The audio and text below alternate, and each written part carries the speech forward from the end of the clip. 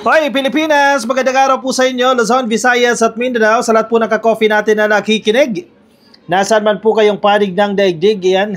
Magandang araw po sa inyo. Diretso na tayo sa ating talakayan. Si Harry Roque nagwawala. Nagwawala si Harry Roque. Paano? Hindi nasunod yung gusto niya sa budget ng 2025 para sa Pilipinas. Unang-una, bakit ka mangingialam? Anong paki mo ba? Ikaw ba ay congressman? Ikaw ba ay senador? Ikaw ba ay sekretary? Ikaw ba parte ng gobyerno? Bakit ka mangingialam sa budget? Ngayon, nako, nag-iingay itong si Harry Roque, ang puganting si Roque. Binudol na naman ang Pilipino. Nag-iiyak ito ka-coffee. Nag-uurumentado na naman itong si Harry Roque. Dahil pinirmahan ni Pangulong Bongbong Marcos yung budget ngayong araw. Kaya siya nag-iingay ngayon. Alam mo kung bakit malungkot si Roque? Kasi hindi mangyayari yung reenacted budget. Ang gusto niya kasi, ang isinusulong ni Harry Roque, magkaroon ng yung budget ng 2024, yan po ang i-implement sa 2025. Reenacted ba? Alam mo kung bakit? Mas malaki yung budget ni Sara Duterte doon. Sa 2024, di hamak na mas mataas yan sa budget niya ngayon sa 2025. Kaya yung gustong-gusto ni Roque, i-reenact na lang yung budget. Hala ka. Nangialam ka na naman dyan. Ano yan? Mas marunong ka pa kay Birsamin? Ayan, binudol na naman daw ang mga Pilipino. Hey, hindi kami nabudol. Baka kayo lang nabudol dyan mga DDS. Isa-isayin natin. Meron siyang 6 points na binigay sa kanyang pagsusumigaw ngayon. Number 1, para kunwari DepEd ang pinakamataas na budget, tinanggal sa DPWH ang 82 billion pesos convergence projects. Kung di ka ba naman tinamaan ng tokwang pag-ungoo, di ba yan nga ang sinisigaw nyo ng una, yan ang nirereklamo nyo, masyadong mataas yung budget ng DPWH. At ang sinasabi ninyo, alinsunod sa ating saligang batas, ang priority na bigyan ng budget ay Department of Education. Ano bang ginawa? Yan na mismo yung ginawa. DepEd na ang may pinakamataas na budget dahil tinapyasan po ng budget ang DPWH. Tapos, yan ang sinisigaw mo ngayon. Yan ang iniiyak mo ngayon. Sabi niya, para kunwari, DepEd ang pinakamataas na budget, tinanggal sa DPWH ang 82 billion convergence projects. Convergence projects, okay, sige. Convergence projects yan. Still, pasok pa rin niya sa DPWH. Kaya nga kayo nagsisigaw dyan eh. Diba sinasabi niyo, nako, unconstitutional yan. Labag yan sa saligang batas. Bakit mas mataas ang budget ng DPWH kumpara sa DepEd? Diba? Yan naman ang sinisigaw nyo dyan eh. O yan, inaksyon na yung reklamo nyo. Problem solved na. DepEd na ulit ang pinakamataas alinsunod sa ating konstitusyon na panawagan ninyo. Natapyasan na ang DPWH tapos ang sinasabi ni Roque ngayon, kunyari daw. Ay nako, ewan ko sa inyo. Anong pumasok sa kokote mo? Number 1, para kunwari. Pwede nyo basahin yan ka-coffee kaso may stress lang kayo pag binasa nyo. Para kunwari DepEd, kaya natin ito pinag-uusapan dahil marami nabubudol itong mga followers ni Roque na until now bulag pa rin sa katotohanan. Siyempre, magagalit sila sa gobyerno kasi ang sabi sa kanila ni Roque, binubudol ang mga Pilipino eh. Kayo ang binubudol ni Roque. Kumalas kayo dyan, mag-unfollow kayo dyan dahil kayo binubudol lang. Paano naging kunwari yan? Naging batas na yan. Naging kunwari pa ba yan? Diba? Paliwanag nyo pa paano naging kunwari yan.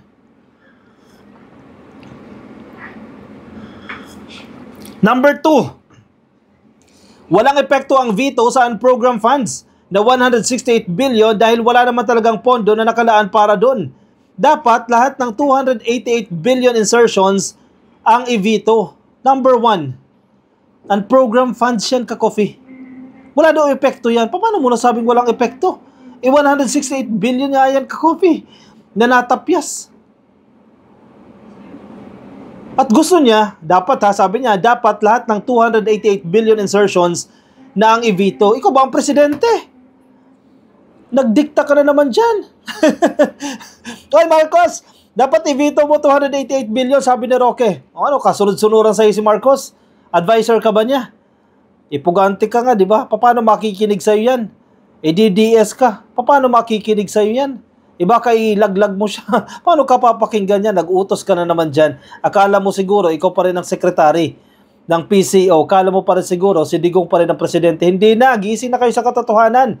Wala na si Digong, hindi na si Digong ang presidente. Si Marcos na ang presidente. Move on, magti 3 years na yan. Huwag kayong umasta na kayo pa rin ang nakatuntong dyan. Hindi na kayo. Number 3, nandyan pa rin ang 28 billion na AKAP. Pero problema dun sa AKAP, mga politiko na ginagamit yung relief goods ng DSWD, nire-repackage. Ang politiko ang problema, hindi yung programa. Kasi ang programa, malinis ang intensyon. Sampahan ninyo ng reklamo yung mga politiko. Dahil maganda yung programa. Number 4, zero budget pa rin ang PhilHealth. At di pa rin nasunod ang 80% ng sin taxes na nakalaan sa Universal Healthcare Law. Kasi itong pinuputok ng butsi niya eh. Siya daw kasi ang gumawa ng batas na yan. Siya nag-author ng batas na yan. Ilang beses na natin pinapaliwanag yan bakit zero yung budget ng PhilHealth. Sabi mismo ng PhilHealth, marami silang pera. Sabi mismo ng PhilHealth, kahit hindi bigyan sila ng subsidiya ng gobyerno, mas maganda pa rin po, gaganda pa raw ang kanilang serbisyo dahil marami nga silang stock na pera. Marami silang salapi. Kung ikaw ay economic manager, maiintindihan mo yung implications kapag binigyan mo pa ng pera yung PhilHealth kahit na marami siyang pera. Kasi ibig sabihin yan, mangungutang ka para ibigay sa PhilHealth. Marami pa nga silang pera. Ay naku, ewan ko si Rocky kung nasa ng kukote nito. Oo, anyari sa'yo sir, di ba matalino ka naman dyan? Oh, number 5, iniiyak ng butsi nito. Tira mo yung mga DDS, paniwalang paniwala ng mga pinagsasasabi ni Rocky. Kasi hindi nila naiintindihan yung issue eh. Di na rin na ibalik ang tinapyas na budget ng DepEd, AFP Retirement Pay, AFP Modernization Fund at para sa 4Ps. Mas marunong ka pa sa mga congressman. Sila yung bumusisi niyan eh. Ano yun? Kung ano yung gusto ninyo, yun ang aprubahan. Hindi pwede. Kaya nga nagkakaroon ng deliberasyon eh. Diba? Nang pinasa ng DBM yan, kasi ang proseso dyan ka-coffee, ano ba, ikaw, head of agency ka, government agency ka, magpapasa ka niya sa DBM. Sa DBM level pa lang, i-filter na nila dyan yung mga nire-request mong budget. Diba? And then, once na consolidated na yan, ibig sabihin, executive pa rin niya ka-coffee, DBM, aakyat na sa House of Representatives yan. Magsasagawa na ng mga hearing, deliberasyon. Diyan nila tutukuyin alin yung mga dapat hindi bigyan ng pondo, alin yung dapat bigyan ng pondo. Binubusisi nila yan, and then ipapasa yan sa Senado para magkaroon ng sarili nilang bersyon. And then, once natapos na pareho, magmi-meet yung dalawang miyembro ng Kongreso, dalawang chamber ng Congress, yung lower house at ang Senado. At once na mag-meet na sila, BICAM yan, di ba? Tinatawag natin BICAM. Magpapasa sila ng version nila sa executive na, sa presidente na para perbahan ito yung maging ganap na batas. So sa level pa lang nila, nabusisi na yan. Kung hindi man, natapyasan man ng budget, itong AFP Retirement Pay, itong AFP Modernization Fund, at para sa 4Ps, kung ano yung tinutukoy niya dyan, hindi yan dahil nagustuhan lang natin, nagustuhan lang ng mga congressman na, tapyasan natin to ng 1 bilyon, tapyasan natin to ng ilang milyon. Hindi ganun yun. Tulad ng gusto mong palabasin dito. Number 6, doble pa rin ang budget ng House of Representatives at 50% higher pa rin ang budget ng OP. Same lang siya sa issue ng number 5. Manalo ka ng congressman, manalo ka ng Senado para ikaw kahit papano may say ka sa budget. Wala ka naman eh. Anong papel mo? Anong papel mo dyan? Dumaan sa deliberasyon yan eh. Pinag-usapan yan ng mga senador eh. Pinag-usapan yan ng mga House of Representative members. Diba? Sana kung nandiyan ka, sana na ipaglaban mo yan. Di ba? Simple lang yan eh. Wala ka eh. Ngayon, magsisigaw ka dyan. Magre-reklamo ka niya. Ito na. Lumabas din ang totoong kulay eh. Kung ano talagang gusto niya. Sabi niya, only a reenacted 2024 budget with realigned funds pursuant to the 2025 NEP in the supplemental budget for DepEd and PhilHealth etc. would have rectified the evils in the 2025 budget. Galit na galit siya sa 2025 budget. So gusto niya talaga ang 2024 budget pa rin ang i-implement, which is hindi nga pwede. Unang-una, hindi na mangyayari dahil may batas na, permado na ka-coffee. Magte-take effect na yan sa January 1. Magkakaroon ka lang ng reenacted budget kapag hindi na pirmahan bilang isang batas itong GAA, General Appropriations Act, napirmahan na eh. December 13, napirmahan na. Paano pa magkakaroon ng reenacted budget? Anong gusto niya mangyari? Ang post niya na to ay 8 hours ago. Na una pong permahan ng presidente at nag-react siya dito. Anong gusto mo? O ipatawag ni Marcos, o lahat ng nandito sa event na to, lahat ng pumirma ngayon, o lahat ng nandito, balik kayo kasi gusto ni Harry Roque, 2024 budget tayo. Tingin mo ganyan kaeng-eng ang gobyerno? Kasing kitid mo mag-isip si Marcos, definitely hindi niya gagawin yan. Ano yun? Reenacted budget? Paano magiging reenacted budget? May budget na for 2025. Mag-move on na kayo na mas mababa ang budget ni Sara Duterte ngayon as compared sa 2024. Dahil hindi niya maipaliwanag kung anong paggagastosan niya. Unang-una, hindi niya rin pinapaliwanag kung saan niya gagastosin yung mga pondo na yan.